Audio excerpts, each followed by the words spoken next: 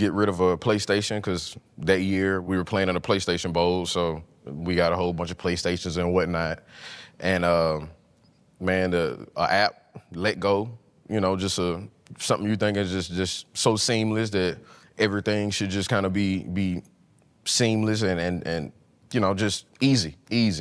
I just had kind of like a bad feeling in the morning when I woke up. We was living in the same apartment, me, Jared Small, Nico Red, and you know, Jared came, just knocked on my door. He was like, look, I'm about to head to this side of town, North Baton Rouge. So where I grew up at, born and raised, and everything that I did on that side of town, it wasn't the best growing up on that side. And Jared's from South Baton Rouge, closer to LSU.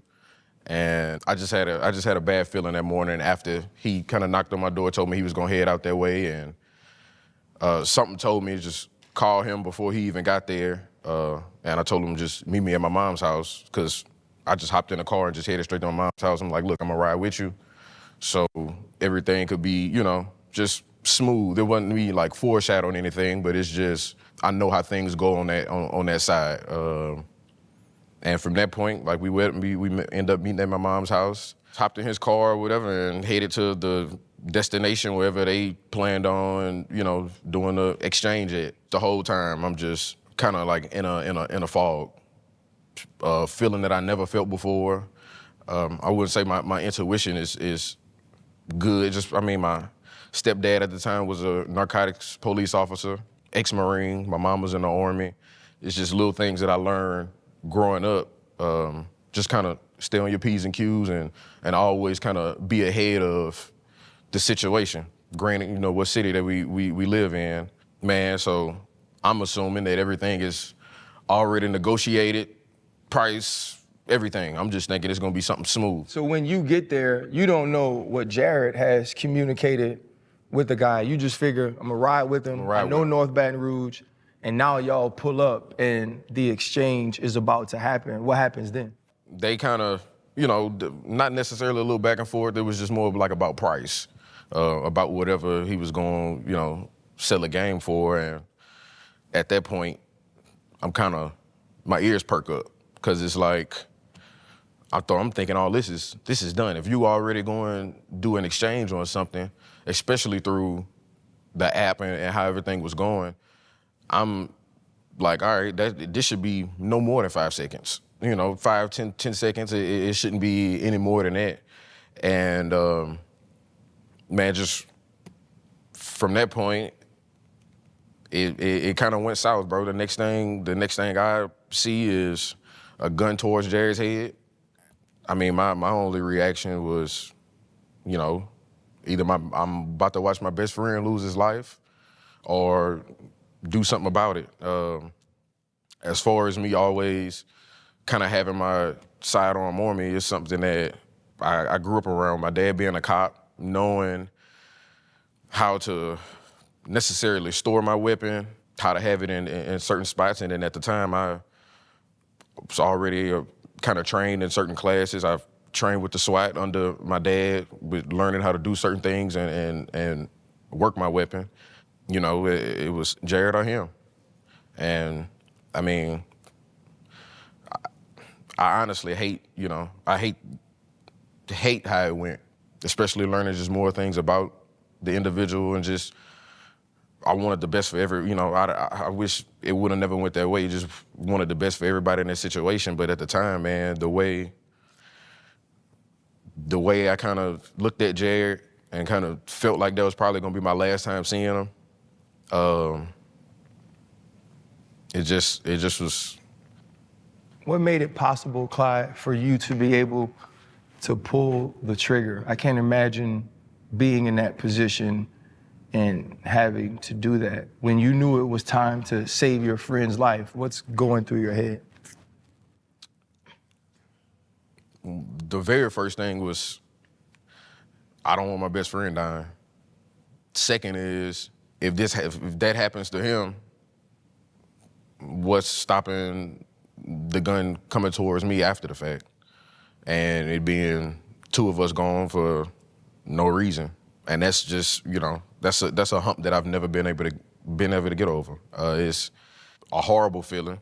I hope nobody ever, has to ever go through, the situation I've been through, even Jared. I mean, I think about that all the time because I wasn't on that end of how that went. I can't imagine having a gun towards my head. And not only that, just thinking about the fact of if I didn't, go with him or how bad I would have felt not following my intuition initially. It's Coach Reed. He has enough on his plate. Clyde being sick his stomach just hurting.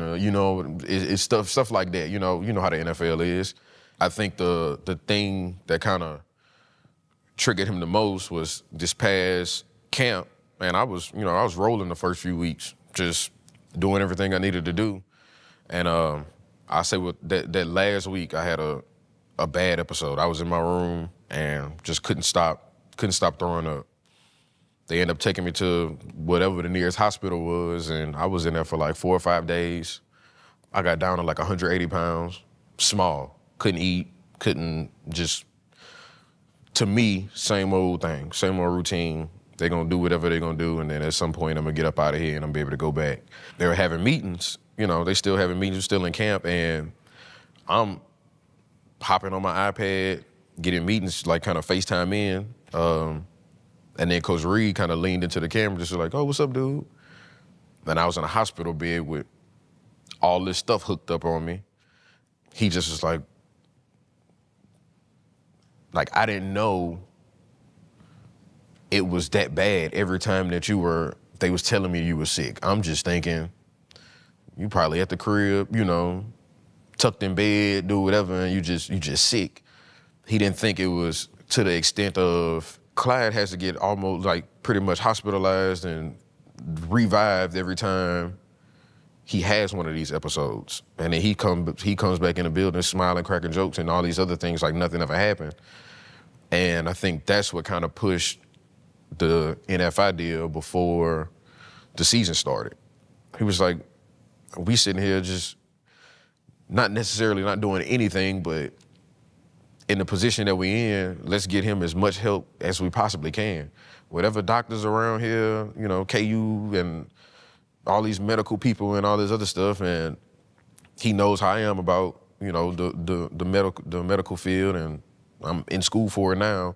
He's just like, why are we not doing everything that we can possibly do to help him and to get him in a position to where he is that same dude that I gave the ball to 26 times against Houston. Yeah. And let him roll. Like, that's who I want. I don't want somebody who depletes himself or mentally gets depleted. Physically, it takes a toll. And then we back putting them in the spill like nothing ever happened. It's like, bro, you're 25 years old. Like, you're gonna have to live the rest of your life with this. So why not get the help that you need now, get all the questions answered so you can be able to enjoy your life, not only for the rest of your NFL career, but life after. What's the point of us playing this game and being on this platform if we can't do the things that's necessary, like help people who need help? And that's when I just took a step back and really appreciated Coach Reed as the man and the father and the just stature of a person that he is. NFI was a hard thing because, like I was telling him, the only time I felt myself was when I'm playing. So you about to put me in a situation to where I can't feel like myself, but you need to learn how to be able to cope with that and be yourself away from this. Very real, but in football locker rooms, some of these organizations, any level you want to go to, it's not really something that's discussed. And during my time, I don't really think it's something that was accepted to really say how you was feeling. Even if it's somebody next to you that understand what's going on. I can't post a whole podcast on this page, but the Chiefs organization, taking the fandom out of it, they did an amazing job with Clyde, bro. Like, going to go get him doctors, keeping him on the roster, the non-football injury list, and still keeping him on a 53-man roster, putting him on the practice squad so he's not completely out of football, but taking football away so he can be set for the rest of his life to deal with it. So good on Andy Reid, good on the GM, good on them coaches and them players, everybody involved, helping him, because they could have easily just wiped their hands clean of it and said, hey, Clyde, you can go deal with that in your personal life. We here to win championships, you know. So shout out to Clyde, man, for getting up there, telling his story in detail again, and the Pivot for giving him the platform to do so. You could tell that he genuinely, if everything he said is true and it checks out, genuinely a good human being, and he didn't want to do what he did. But if you haven't seen the full episode, I encourage y'all to go over to the Pivot and watch the full thing, because what he went through, like in them stories he told, they're not small, but them stories he told, I don't think a lot of humans will ever even experience in their lifetime. So go check that out. Shout out to Clyde, shout out to the Pivot, shout out to the Chiefs.